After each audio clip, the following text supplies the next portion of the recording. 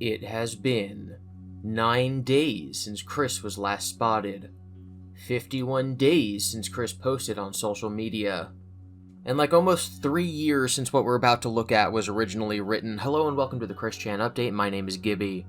In this video, we're going to be looking over some recently released leaks from one of the Watchmen's Discord servers. These messages were sent on January 17th, 2021. This was back during the time when Chris was pretending to be possessed by Sonichu. Sonichu was living in Chris's body, and Chris was living in Sonichu's body over in the other dimension. This is basically how Chris coped with COVID going on.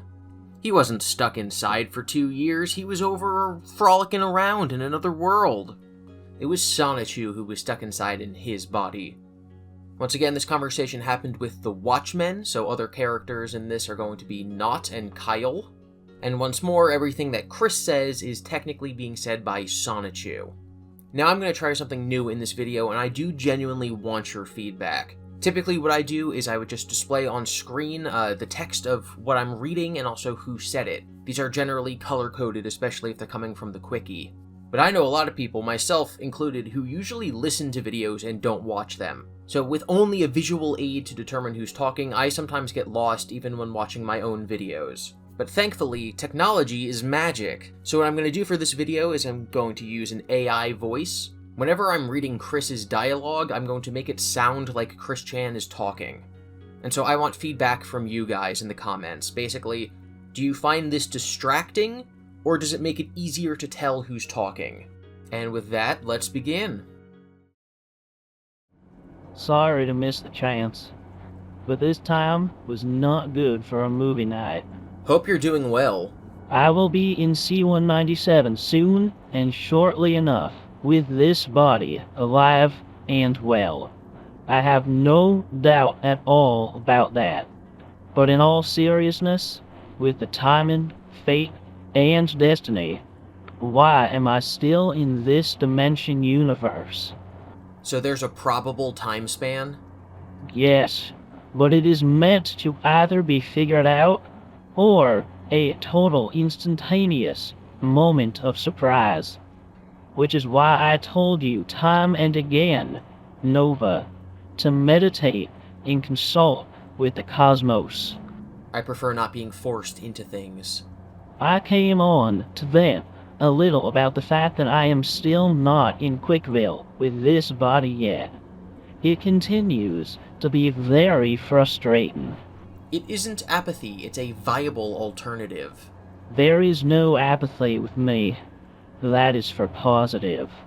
In considering which options, reality can only be moved so far until it snaps back. I get many various inputs and visions out of all of the remaining infinite possibilities and outcomes.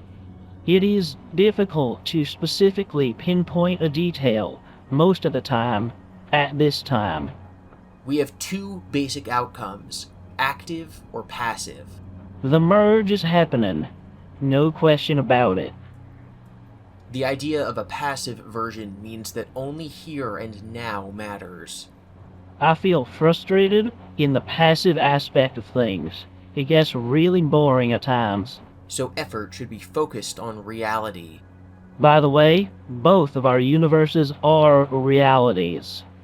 Attempting to affect outside of that would be deleterious. Gah, why am I still in this dimension right now?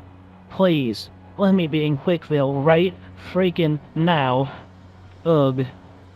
And you all know one thing that is also bugging me right now?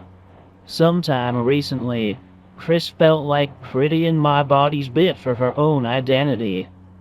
I could not pull off wearing a white jacket on my body while I was in it, but the Whopper, she put mascara on my face, extending my short eyelashes. It really bothered me. Kyle, if you suddenly body swapped with a woman, would you want to put makeup on your face? I've never had this problem. Well, it works for Mua. You, Biz, I can actually see that. Especially since... In the here and now, you want what you want. Practice small goals. Security is a healthy focus. I suppose that's fair. I'll check y'all later. Good night. And thanks.